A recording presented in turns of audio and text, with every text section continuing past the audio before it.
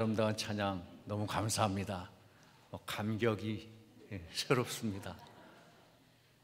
어제도 제가 말씀드렸지만 신풍교회 와서 제 꿈 중에 하나가 수산나 성가대 들어가는 거예요. 아무도 저를 오라고 하는 분이 없더라고요. 아직도 그 꿈은 안 버리고 있겠습니다. 이 사부 예배가 시작되면서 수산나 성가대가 어떻게 할 수 있을까 없을까 참 많이 걱정들을 하셨어요. 그런데 사전에 미리 준비하시는 걸 보고 제가 놀랬습니다. 정말 열심히 모이시려고 하시고 얼마나 열심히들 이렇게 준비하시는지. 우리 지휘하시는 조희영 권사님, 우리 반주자 김기량 우리 성도님도 열심히 와서 연습해 주시고, 우리 성가대장 민영순 권사님 얼마나 그냥 발로 뛰고, 총무 맡으신 서정석 권사님은 뭐 살이 좀 빠졌다는 그런 굉장히 아주 정말 감사합니다. 꽉 차게 이렇게 해주셔서 저는 기대를 해봤는데요. 또 설레고 어떨까, 열댓 명 앉아서 하실래나 그랬는데 너무 감사합니다. 앞으로 더 이렇게 충만하게 꽉 찰 줄로 그렇게 믿습니다. 또 우리 사부 예배가 첫 이제 시작을 됐는데 거의 2년 반 만에 시작하는 거잖아요, 그죠? 정말 아쉽고 그동안 사모했던 마음인데 이렇게 또 함께 모여서 예배하는데 여러분 또 많은 분들 함께 오셔서 같이 예배를 드릴 수 있어서 너무 감사하고 너무 정말 감격스럽습니다. 오늘은 마침 성령 강림 주일이고 또 평신도 주일이고 한데 우리가 하나님 앞에 정말 성령 충만함으로 이 코로나로 새롭게 시작하는 걸 어떻게 시작해야 되는가, 뭐 본문 중에도 제가 말씀을 드리겠지만 그 시점은 성령입니다. 성령 충만함으로 우리가 함께 시작해야 될 줄로 믿습니다. 예수님께서도 제자들에게 성령을 먼저 받으라고 말씀하셨죠. 오늘 우리가 사도행전 2장 42절로 47절까지 말씀을 봤는데요, 그 앞에 사도행전 1장 4절로 5절 말씀을 한번 읽어보겠습니다. 사도행전 1장 4절 5절 말씀입니다. 사도행전 1장 4절 5절 말씀을 함께 봉독합니다. 사도와 함께 모이사 그들에게 분부하여 이르시되 예루살렘을 떠나지 말고 내게 들은 바 아버지께서 약속하신 것을 기다리라. 요한은 물로 세례를 베풀었으나 너희는 몇 날이 못되어 성령으로 세례를 받으리라 하셨느니라. 예수님께서 승천하시면서 하신 말씀입니다. 예루살렘을 떠나지 말고 내게 들은 바 아버지께서 약속하신 것을 기다리라. 그게 성령이죠. 성령을 기다리라 그렇게 말씀합니다. 그래서 이 말씀을 들은 이후에 제자들은 정말 이 말씀을 듣고 열심히 기도했습니다. 그래서 약속하신 성령을 체험하게 되죠.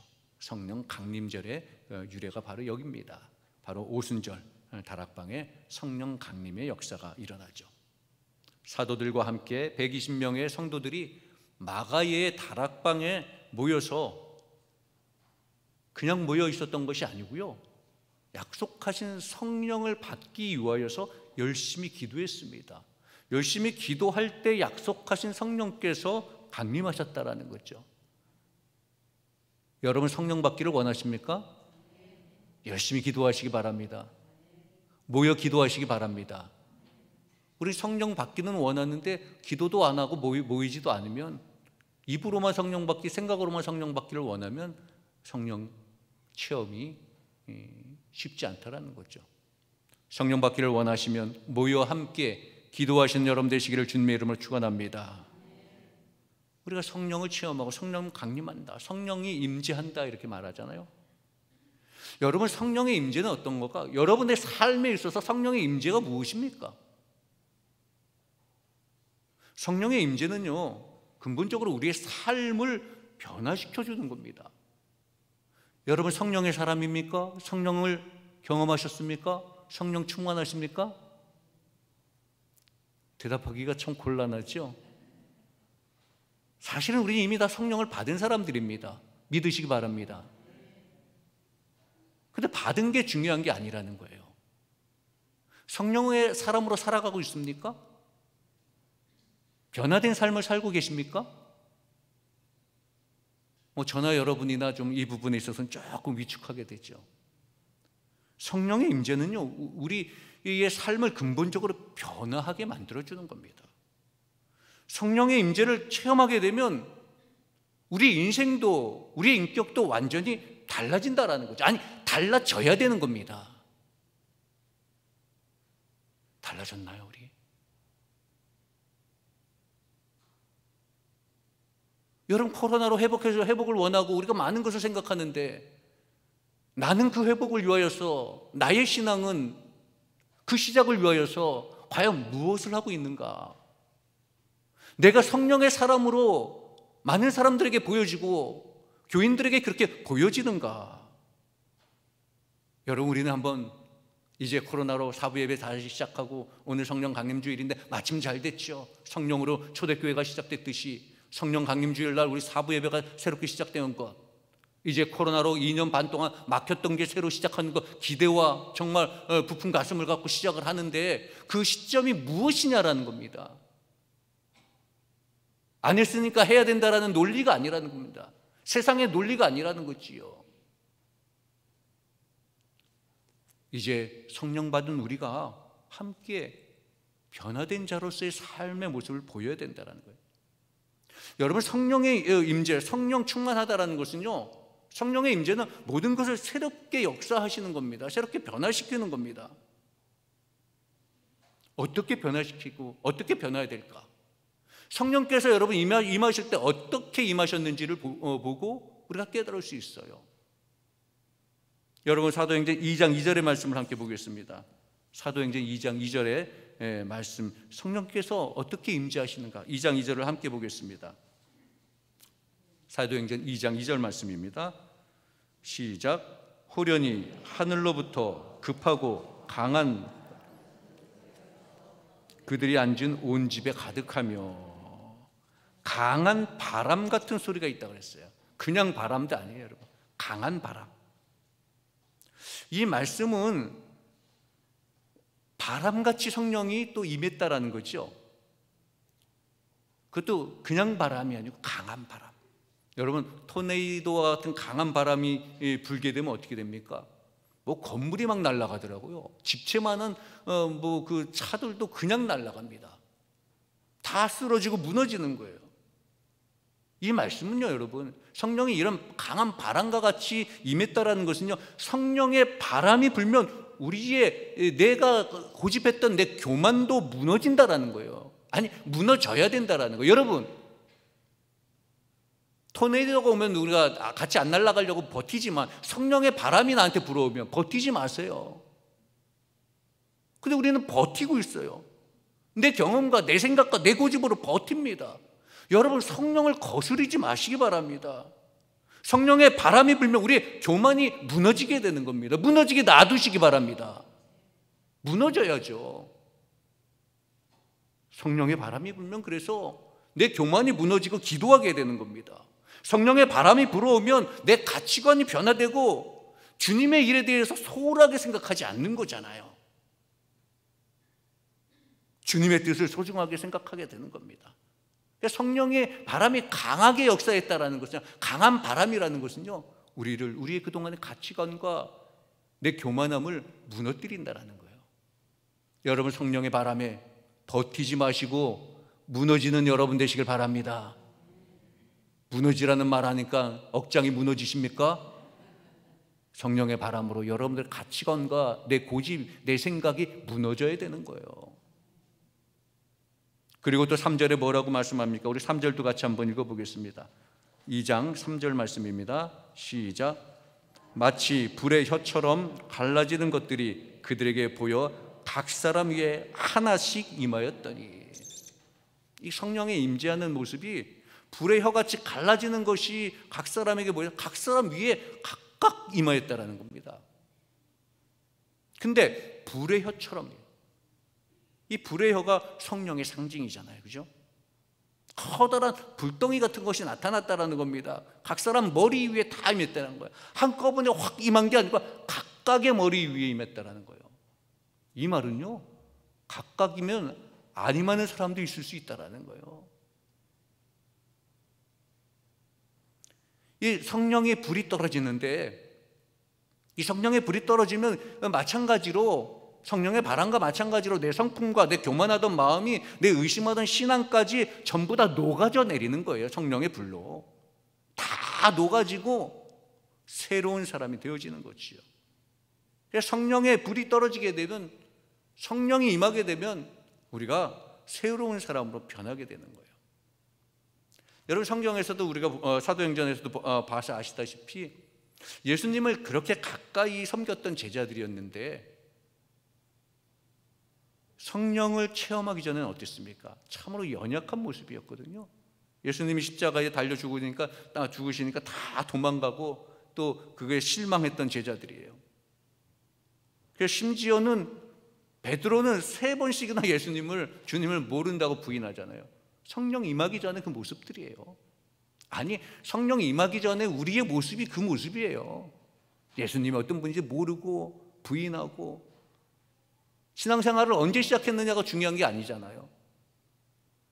12제자들이 예수님을 그렇게 따라다녔는데 성령 체험하기 전에는 예수님을 부인하고 예수님을 도망다니는 그런 신세들이 됐다라는 겁니다.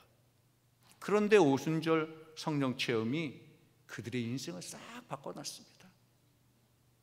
죽음도 두려워하지 아니하고 그리스도의 부활과 그리스도의 복음을 증거했습니다. 성령의 그 뜨거운 불을 받은 이후에는 3,000명이나 말씀을 증거해서 3,000명이나 일시에 회개시키는 그런 역사도 일어났습니다. 성령의 불로 이 모든 것이 녹아지니까 완전하게 새롭게 되는 거예요. 그 전의 모습들은 다 사라지고 새로운 모습으로 바뀌는 거예요. 두렵고 떨리고 도망했던 그런 모습이, 예수님을 부인했던 그 모습들이 싹 사라지는 겁니다. 성령의 불로 싹 태워지는 거예요. 새롭게 바뀌어지는 거예요. 여러분, 포항제철 가면 제가 고등학교 때 수학여행 가서 견학 간 적이 있는데요, 용광로가 엄청 크잖아요. 그 용광로의 온도가 무려 2,500도래요. 별로 실감이 안 나죠? 2,500도면 용광로에 들어가는 것은 다 녹아지는 거예요. 어떤 것도 아무리 내가 귀중한 거라고 할지라도 가치가 있는 것이든 새 것이든 헌 것이든 들어가기만 하면 어쨌든 다 녹아지고 다시 새로운 것으로 바꿔진다라는 거지요. 여러분, 이와 마찬가지예요. 우리도 성령의 용광로 속에 담기우기만 하면, 성령의 불로, 성령의 용광로에 담겨지면 이제 내가 이전에 어떤 형편이 있었든지, 내가 이전에 어떤 삶을 살아, 지금 내가 어떤 형편이든지 그것이 중요하지 않다라는 거예요. 싹 새로운 사람으로 바뀌어진다라는 겁니다. 그러면 여러분 지금 내 모습은, 우리의 모습은 싹 바뀌어진 모습, 그 모습입니까? 우리가 찬양할 때 찬양하는 것처럼 내 모습 이대로 주 봐두옵소서, 그럴 수 있습니까? 성령의 사람인데, 성령을 체험한 사람인데. 그럴 수 있어야 된다라는 겁니다. 싹 바뀌어져야 되는 거예요. 불같은 성령, 강한 바람의 성령을 우리가, 그 성령의 임재함으로 우리 성령 충만함을 받았는데 이제 우리가 바뀌고 변화된, 새롭게 시작되는 모습으로 살아야 되잖아요. 여러분, 우리가 교회의 번영과 부흥을 얘기할 때 초대교회 많이 얘기하죠. 그리고 한동안, 요즘은 그런 얘기 잘 안 하는데 한동안 유행했습니다. 초대교회로 돌아가자. 여러분, 초대교회로 돌아가는 게 무엇입니까? 우리는 신앙생활하면서 참 머리로만, 입으로만 하는 경우가 많아요. 초대교회로 돌아가는데 그 초대교회로 돌아가는 게 무엇입니까? 여러분, 초대교회는 성령의 임재하심으로 인하여서 초대교회 교인들도 이전과 전혀 다른 모습으로 변화된 모습을 살았다라는 겁니다. 초대교회도 사실 사료를 찾아보고 하면요, 그 성령 충만함을 받기 전에는요, 초대교회 지도자들도, 심지어는 예수님의 제자들도 서로 사랑하지 못했잖아요. 성경에 나오잖아요. 서로 질투하고 시기하기도 했잖아요. 그런데 성령의 임재하고 성령의 충만함으로 이 초대교회 지도자들과 성도들이, 온 교회가 이제 새로운 인격으로 변화됐다라는 거예요. 싹 성령으로 그 전의 모습을 다 태워버리고 새롭게 태어났다라는 겁니다. 아니 그 안에 누가 어떤 힘 있는 사람이 이렇게 합시다 해가지고 바뀌어진 것도 아니고요. 뭐 돈 많은 사람들이 내가 돈 주고 내가 돈 갖고 다 바꿀 테니까 이렇게 합시다 그런 것도 아니고요. 많이 배운 사람이 내가 많이 배워서 내가 경험이 많아서 내가 아는데 나만 따라오시오 해서 바뀌어진 것이 아니고요. 권력자도 아니고 재벌가도 아니고 학자도 아니고 오직 성령이 충만하여서 서로 사랑하고 용납하는 아름다운 신앙적인 관계, 신앙의 인격적인 관계가 되었다라는 거예요. 다른 게 없었다라는 겁니다. 성령 충만함으로. 여러분 오늘날의 교회가, 아니 우리 교회가 이렇게 되어지기를 함께 기도하시기를 바랍니다. 여러분 성령을 사모하시기를 바랍니다. 우리 모두 성령 충만히 받아서 서로 사랑하고 성령으로 하나가 되는 교회가 되기 위해서 기도하시는 여러분 되시기를 바랍니다. 성령으로 새롭게 바뀌어지기를 바랍니다. 코로나 이후에 어떻게 할 것인가? 많은 이론들도 있고 많은 얘기들도 합니다. 우리 장로님들, 권사님들 다 걱정되어서 우리 교회는 코로나 이후에 이렇게 해야 되지 않겠습니까? 다 많이 얘기하는데요. 그 시점이 뭐냐? 그 시작은 성령 충만하라는 거예요. 성령 충만함으로 그 출발선을 잡아야 된다는 겁니다. 그 시점을 성령 충만으로 해서 복음을 증거하는, 복음이 복음을 증거하게 되는 겁니다. 여러분, 우리가 교회의 사명, 교회의 일 많죠. 우리가 코로나 위해서 회복을 위해서도 얼마나 많은 분들이 노력을 했습니까? 우리 여선교회 뭐 다 각 부서마다 뭐 성가대 다 이렇게 노력을 했습니다. 많은 일들이 있습니다. 그러나 교회에 어떤 일을 하든지 간에 모든 일에는요 성령 충만해서 시작돼야 되는 거예요. 코로나로 회복하는 것도, 교회의 새로운 회복도, 일상의 우리의 모든 회복도 성령 충만해서 시작돼야 되는 거예요.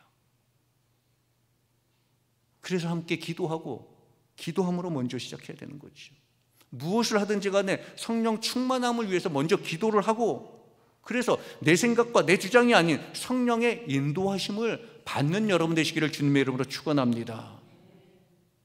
성령은 모든 것을 전혀 새롭게 역사하시는 거예요. 여러분 새롭게 시작하기를 원하십니까? 성령을 먼저 받으시고 성령 충만함을 구하시는 여러분 되시기를 주님의 이름으로 축원합니다. 이렇게 성령의 임재하심으로 모든 것이 새롭게 온전하게 질서정연하게 바뀌어질 수가 있는 거고요. 그래서 이 성령의 임재는 그래서 그냥 우리가 각각이 받지만 함께 성령의 임재, 함께 우리가 모여 기도할 때 더 성령 충만함을 받을 수 있는 거예요. 성령은 또 우리가 하나 되게 해주신다라는 겁니다. 성령은 우리가 함께하게 해주시는 거예요. 여러분 우리가 교회에서 모든 걸 다 함께하기를 원하잖아요. 그러면 여러분 먼저 성령을 구하시기를 바랍니다. 그리고 성령 충만함을 원하신다면 우리 모두가 한 마음으로 한 뜻으로 기도하시는 여러분 되시기를 바랍니다. 하나가 돼요. 어느 날 무디 목사님에게 어떤 사람이 찾아와서 물었습니다. 왜 교회 가야 됩니까? 그런데 무디 목사님은 아무 말 하지 않고요 모닥불에 그냥 장작만 얹어 놓았대요. 계속해서. 그 모닥불이 더 활활 타잖아요. 그 모습을 보고 그 사람을 깨닫고 그냥 돌아갔다라는 거예요. 뭐 무슨 말이 필요하겠습니까? 무슨 말을 하려고 하는지 알고 있는 거죠. 함께 할 때 더 타오른다라는 거잖아요. 여러분 우리 신앙도 그렇습니다. 여러분 신앙도 우리가 함께 하는 거죠. 성가대도 이렇게 함께 하니까 얼마나 아름다운 찬양을 우리에게 들려줍니까? 여러분 초대교회로 돌아가자. 초대교회의 부흥 우리가 원하죠. 그렇게 말하죠. 여러분 초대교회 부흥은 함께라는 말로 표현할 수 있어요. 함께라는 거. 여러분 그들은 오늘 본문에 우리가 읽었듯이 함께 지내면서 재산도 공동으로 나누고 한 마음으로 열심히 기도하고 함께 모여서 기쁨으로 음식을 나누고 함께 찬양하고 함께 했다라는 거예요. 이제 우리도 함께 오늘 공동 식사 애찬도 시작하고 해서 그렇게 함께 할 때 초대교회의 부흥과 발전과 성공의 이유는 단 한 가지예요. 다 언제나 함께 했다라는 겁니다. 우리가 그동안 코로나 거리두기 때문에 참 얼마나 함께 하고 싶어도 함께 못했습니까? 이제 얼마든지 함께 할 수 있으니까 여러분 다 함께 하시길 바랍니다. 석회도 함께 드리시고, 기도도 함께 하시고, 중보기도도 함께 하시고, 다 함께 모이는 일에 열심을 다하시기 바랍니다. 전에 제 후배 목사님 얘기를 들어보니까 코로나 중에도 자기네 교회는 우리 장로님들이 새벽 기도회나 금요 기도회나 뭐 자기네 열려져 있는 기도회는 교인들은 코로나 때문에 오지 말라고 그래, 장로님들은 100%다 참석했대요. 어떤 경우는 과천까지 근무해야 되는데 여기 아침에 새벽 기도하고 그러고 갔대요. 그 얘기 듣고 야, 참 대단하다. 코로나 가운데서도 그랬다는 거예요. 이제 우리가 함께 모여서 함께 회복을 위해서 나가시는 여러분 되시기 바랍니다. 친교실 여성교회도 얼마나 많이 수고하셨는지 몰라요. 열심히 와서 봉사하고 헌신하셨는데, 이제 우리가 모이는 일에 주님의 일을 위하여서 모일 때 더욱더 정말 발전적으로, 정말 이 올바른 회복을 위하여서 그런 우리 교회 모임이 되었으면 좋겠습니다. 이 모임은 보면요, 이 사회도 그래, 특히 사회가 더 그렇죠. 근데 이제 그 모임, 그런 것을 교회에서 우리가 잘못 이렇게 자꾸 배워가기도 하는데, 어느 모임이든 사실은 모임은 두 가지로 이렇게 분야가 됩니다. 발전적인 모임이 모임이 되는가 반면에 퇴보적인 모임이 되는 경우도 있어요. 화합하는 모임이 있는가 반면에 모이기만 하면 분열되는 모임이 있죠. 사실 여러분, 사람들이 모이는 데는요, 다 누구나 다 자기 의지가 더 강합니다. 그래서 누구나 명예를 더 얻고 자기가 더 높은 지위에 올라가고 싶습니다. 다 자기가 주목받고 싶습니다. 자기가 생각한 거를 더 이렇게 주목받고 그런 것에 관심을 갖고 있죠.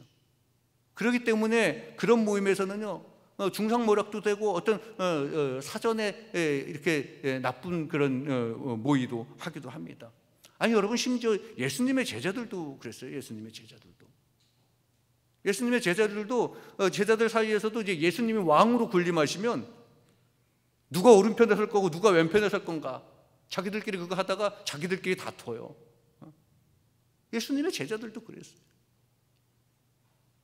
자기들끼리 암투와 노골적인 다툼이 있어요. 오늘날의 우리 모임도 다 그렇습니다. 인간 세상의 모임은 더 그렇고요. 그런데 아쉽게도 교회 모임에서도 그럴 수가 있습니다. 우리가 사실은 무엇이라든지 간에 신앙적인 모임이라면 우리가 더 이해하고 더 용납하면 더 큰 힘을 얻을 수가 있잖아요. 그럼 교회가 더 능률적이고 더 신앙이 강해질 수 있는 겁니다. 그러지 못하니까 힘이 더 약하게 되는 거예요. 여러분, 우리 그리스도인들은요, 아니 여러분, 우리 신풍교회 교인들은요, 우리 성도들은요, 영원히 함께할 존재들 아닌가요? 여러분들 옆에 있는 분들, 우리 교인들, 우리 신풍교회 교인들은요, 우리는 모두는요, 영원히 함께할 존재들이에요. 그리고 같은 목적지를 향해서 지금 가고 있잖아요. 같은 목적지를 향해서 함께 나가야 될 사명을 가지고 있는 하나님의 백성들입니다. 여러분들은 지금 다 각각의 목적이 아니고 같은 목적으로 하나님의 일들을 위하여서 그 사명을 감당하는 자들이에요. 성령께서 그렇게 묶어주신 겁니다. 물론 우리는 다 각자 생각이 다르죠. 경험이 다릅니다. 교회는 그런 분들이 모여 있는 곳입니다. 다 이해가 다릅니다. 그러나 서로 간에 화합과 사랑은 더 필요한 게 바로 이 교회 공동체, 성령 공동체라는 겁니다. 여러분, 우리는 그걸 부정할 수 없는 거죠. 교회 공동체에서는 더욱더 그런 겁니다. 다를 수는 있지만 틀리다고 말하면 안 된다는 거죠. 내가 생각하는 것과 다르다고 해서 나는 선하고 상대는 악하다? 감히 그렇게 표현해서는 안 된다는 거예요. 선과 악의 판단, 선과 악에 대한 심판은요, 하나님만 하시는 거예요. 내 생각과 다르다고, 내 생각과 전혀 다른 생각을 하고 다른 경험이라고 해서 너가 나랑 다른 얘기했다고 해서 그 사람이 악하다? 그건 아닌 거예요. 저는 요즘 가끔 우리 집사람하고 저희 애한테 혼나는 게 하나 있어요. 아주 언어적인 습관이 있잖아요. 그냥 저는 가끔 여러분 설교할 때도 이해하시기 바랍니다. 그래서 맨날 제가 엄포하는 게 맥락을 이해하라고요. 다르다라는 것과 틀리다라는 걸 제가 자꾸 혼용해서 사용을 하나 봐요. 나는 모르는데 얼마나 그거를 그렇게 냉정하게 참 그게 뽑아내는지. 우리 친구 말이 생각이 나요. 그럴 때마다 우리 친구가 집사람이 똑똑해가지고 너무 힘들대요. 친구 얘기입니다.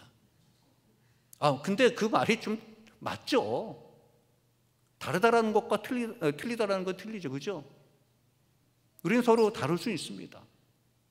틀리면 안 되죠. 사실 우리 교회 안에서 틀린 경우는 이단 사상과 이단들이 말하는 것들을, 그 사상을 주입하는 건 틀린 거예요. 이단들이나 행하는 행동들을 하는 것은 교회 안에서도 틀린 거예요. 그런데 우리가 서로 의견을 내고 서로 다른 생각을 말할 수 있는 것은 있을 수 있는 거지요. 그런데 더 중요한 것은 그 다른 것을 어떻게 성령의 힘을 입어서 기도하면서 같이 잘 화합하게 갈 수 있는가? 어떻게 화합을 할 수 있는가? 여러분, 세상 정치들은 자기 것을 주장하고 자기 것을 관통하려고 별 모사를 다 하잖아요. 그냥 정말 자기네들끼리 모여가지고 뚝딱 해서 딱딱딱 무슨 법사위원회 지난번에 할 때, 그죠? 자기네 편만 모아가지고 자기네가 숫자가 많다고 땅땅거리고. 교회는 그게 아니잖아요. 성령의 공동체는 그게 아니라는 거예요. 서로 화합과 사랑이 절대 필요한 공동체라는 거예요. 여러분, 우리는요 이렇게 한번 생각해 보는 거예요. 교양악단 단원들과 같다. 제가 교양악단 단원은 잘 모르겠지만, 교양악은 모르겠지만, 여러분 교양악단에서 첼로와 바이올린과 각각의 소리가 틀려요. 그죠? 저는 어떨 때는 잘 구분을, 바이올린과 비올라 잘 구분이 안 돼서 다 바이올린이라고 얘기하는데 소리가 다 틀리죠. 아니, 첼로가 바이올린 소리 낼 수 있나요? 우리 김기량 선생님, 그죠? 절대 아니라는데요. 당연하지. 첼로가 어떻게 바이올린 소리를 냅니까? 바이올린이 첼로 소리 못 내지요. 플룻이 트램펄 소리 낼 수 있습니까? 못 내는 거예요. 그런데 지휘자의 주의에 따라서 연주가 되어질 때 놀라운 화음을 만들게 되고 우리가 감동을 주게 되는 거예요. 우리 수산나 성가대 오늘 다 감동 받으셨죠? 아니신가요? 감동 받으셨죠? 저분들 다 연령도 다르고 음역대도 다르고 분명히 음의 보이스 컬러도 분명히 다를 거예요. 내가 전문적인 용어를 사용해서 죄송합니다. 보이스 컬러도 다르고. 그런데 우리 조희영 권사님 다 이렇게 조력하고 저렇게 조정하고 다 해서 아름다운 하모니가 일어나잖아요. 얼마나 감사한지 몰라요. 정말 어렵게들 연습하고 모이는 걸 제가 가까이서 봤는데, 여러분이 화음이라는 것을 성경 사전에 어떻게 설명을 하냐면요, 사전에는 높이가 다른, 제가 적어왔어요. 높이가 다른 둘 이상의 음이 함께 울릴 때 어울려 나는 소리. 이해가 안 가나요? 천천히. 높이가 다른 둘 이상의 음이 함께 울릴 때 어울려 나는 소리. 또 사전에 또 이런 이런 해석도 있습니다. 서로 다른 소리들이 모여서 더 자연스럽고 발전된 새로운 새 질서를 창조하는 것. 좀 어렵긴 하지만 서로 다른 의미라도 다른 것들과 조화를 이루면서 더 아름답고 더 높은 수준의 새로운 질서를 만들 수 있다는 거예요. 그게 화음이라는 거예요. 이게 함께 한다는 것의 진정한 힘이라는 겁니다, 여러분. 여러분, 함께 하는 거 그리스도인의 중요한 자세예요.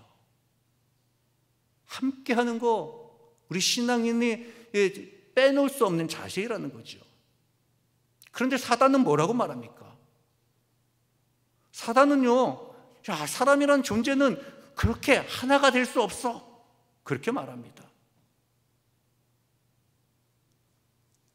그냥 사단은 우리를 비아냥거려요. 서로 다르다고 이기심과 욕심을 서로 버리지 못해서 서로 자기 것만 주장하는데 그게 무슨 함께냐?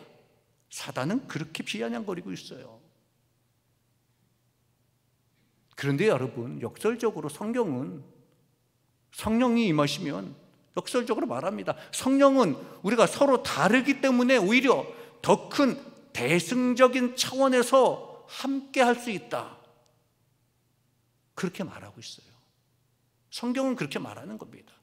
성령의 힘으로 우리는 다르지만 더 큰 질서, 더 나은 하나님의 나라를 향해 가기 위하여서, 더 큰 하나님의 영광을 위하여서 함께 할 수 있다는 거죠. 여러분, 우리는 누구나 다 사람은 다 이기심이 있고 욕심이 다 있어요. 욕심 없는 사람이 어디 있겠습니까? 저 목사인데 저도 욕심이 있죠.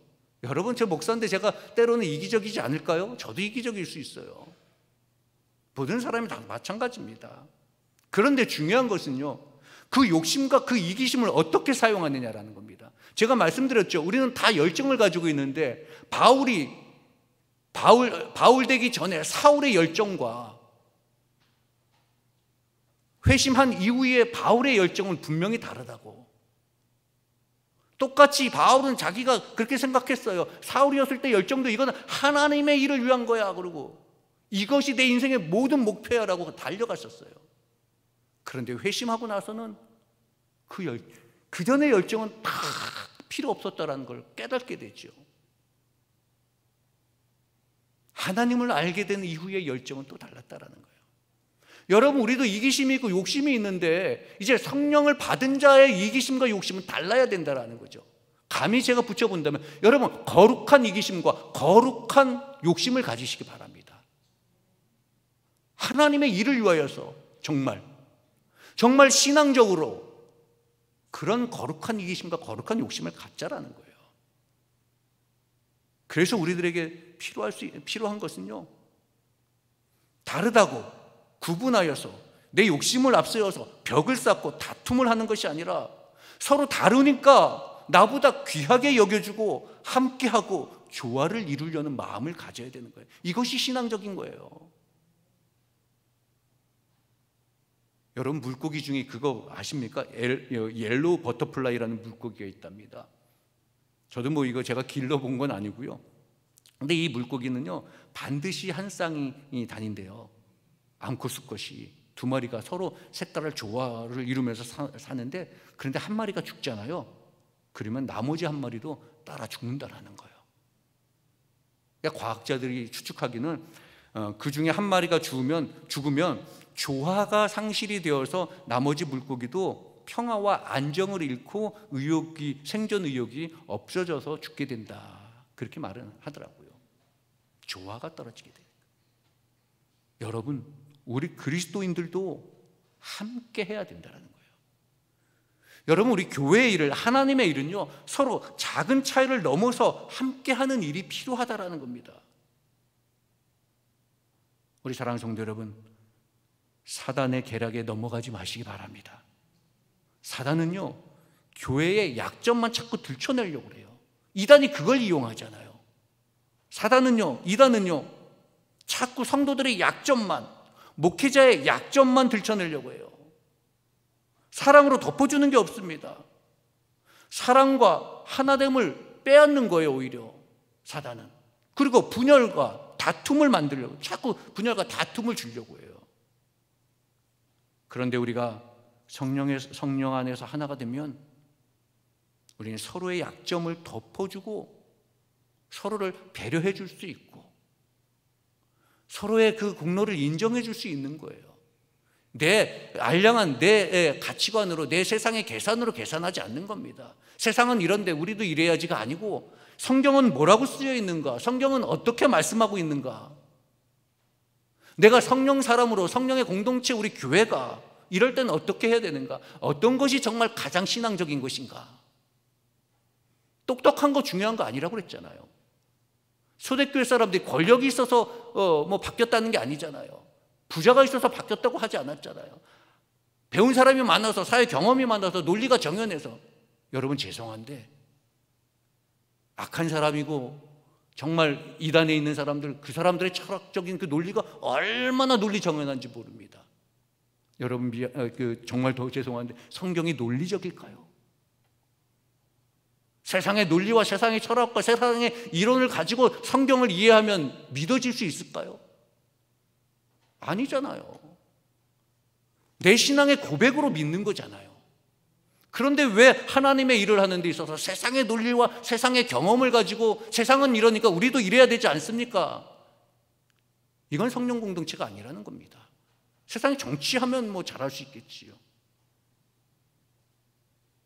여러분, 우리는 그리스도인으로서 세상 사람들이 야, 저 교회 저 사람들은 기도 열심히 하는 사람들이야, 정말 모여서 찬송 열심히 하는 사람들이야, 영적으로 정말 본받을 만한 사람들이야, 그런 소리를 듣는 우리 신분교회 성도 여러분 되시기를 바랍니다. 실제로 로마 제국의 어느 총독이요, 로마 황제에게 이런 보고를 했답니다. 그리스도인들은 새벽에 모여서 찬송하고 기도하고 나사렛 예수를 하나님이라고 하면서 그에게 경배합니다. 이 사람들은 얼마나 서로 사랑하는지 자기 친형제 이상으로 사랑합니다. 참으로 이상한 사람들입니다. 그렇게 보고했다라는 거예요. 저는 우리 신분교회 성도 여러분들이 세상 사람들이 그렇게 말하기를 바랍니다. 아니, 신분교회 사람들은 참 모이기만 하면 기도하고 모이기만 하면 서로를 배려하고 서로를 사랑하고 그런 교회로 소문나기를 바랍니다. 좋은 소문이 나야지. 저 신분교회 사람들 무슨 일인지 막 서로 다투고 지금 교회가 이런 일. 여러분, 우리 감리교회, 이 세상 교회는요, 다 귀가 다 열려져 있어요. 저 교회는 저렇고 이렇게 교회. 우리 신분교회는 정말 은혜롭고 신앙적이고 성령 공동체로 좋은 소문이 나는 우리 신분교회가 되기 위해서 여러분 함께 기도하시기를 바랍니다. 여러분, 초대교회는 사랑으로 서로 함께 했다 그랬어요. 그래서 하나님의 백성들이 이렇게 함께 할 때 놀라운 일들이 벌어졌잖아요. 부흥하고. 심지어는 오늘 43절의 말씀에 보면요, 사람마다 두려워했다 그래요. 사람마다 두려워했다. 세상 사람들이 두려워했다라는 겁니다, 초대교회 성도들을. 그런데 겁을 냈다는 게 아니에요. 이 두려움은 이 경외심, 이게 사람들의 마음속에 그 초대교회 교인들이 경건한 그 신앙심에 경외심을 가졌다라는 겁니다. 함께 사랑하고 돕는 그 초대교회 성도들을 보면서 세상 사람들이 그 성도들에 대한 경외함을 가졌다라는 거예요. 여러분, 우리 신분교회 교인들이, 우리 목회자들이, 우리 장로님들이, 우리 성도님들이 그런 세상 사람들로부터 경외받을 수 있는 그런 성도가 되시기를 주님의 이름으로 축원합니다. 그것이 진정한 성령 공동체의 교인들이에요. 여러분, 우리가 하나님의 일을 하고 하는데 입으로 생각으로보다 내가 먼저 성령을 받아 내가 먼저 앞장서 가겠노라, 내가 기도의 자리마다 예배의 자리마다 내가 채워서 내가 함께 함께 모여야 성령 충만하고 은혜를 받는다고 그랬으니까, 우리가 함께 모이는 장로님들이 앞장서고 권사님들이 앞장서고 어느 예배든 어느 기도회든 우리 모두가 하나도 안 빠지고 내가 다 가겠노라, 중직자들이 그런 마음을 갖는 그런 교회가 된다면, 여러분, 우리 교회는 정말 좋은 소문이 나고 성령 충만한 교회가 되고 코로나 회복 걱정 안 해도 되는 겁니다. 여러분, 함께 모여 기도하고 함께 예배하고 무엇보다도 성령 충만으로 시작한 여러분 되시기를 주님의 이름으로 축원합니다. 여러분, 만약에 초대교회가 성령을 충만하지 못했다면 초대교회가 어떻게 됐겠습니까? 무슨 초대교회 역사가 있었겠습니까? 초대교회도 성령의 역사가 없었다면 10년을 넘기지 못하고 사라지고 말았을 겁니다. 그러나 성령 충만함으로 또 성령의 사람으로 그 일들을 감당했기 때문에 지금까지 초대교회, 교회를 우리가 이야기하고 본받자 하는 거고요. 우리 신분교회도 성령 충만하셔서 10년, 20년, 100년 그 이상을 넘기시는 그런 교회로 여러분들이 다 만들어 가시기를 주님의 이름으로 축원합니다. 성령 강림 주일을 맞이해서 무엇보다도 우리가 여러분 성령을 사모하시기를 바랍니다. 성령 안에서 하나가 되는 그러한 사랑의 교제를 나누는 교회가 되기 위해서 기도하시는 그런 여러분 되시기를 주님의 이름으로 축원합니다. 그래서 맡겨주신 사명 잘 감당하셔서 역사 위에 우리 신풍교회가 든든히 세워져 가시는 성령 충만한 교회가 될 수 있기를 주님의 이름으로 축원합니다. 기도하겠습니다.